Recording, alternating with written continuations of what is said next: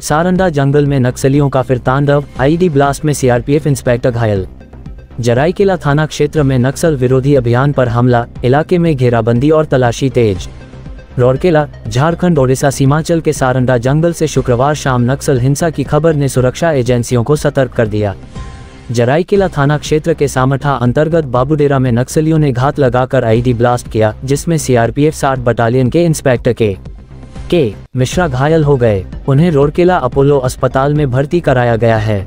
पश्चिमी सिंहभूम के पुलिस अधीक्षक अमित रेणु ने घटना की पुष्टि करते हुए बताया कि नक्सलियों ने सुरक्षा बलों पर आईडी से हमला किया था।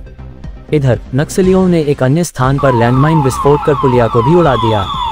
हालिया हमले से शांत सारंडा क्षेत्र में फिर से दहशत फैल गई है। सुरक्षा बलों ने इलाके की घेराबंदी कर तलाशी अभियान तेज कर दिया है। ओडिशा सत्य दिशा न्यूज की रिपोर्ट।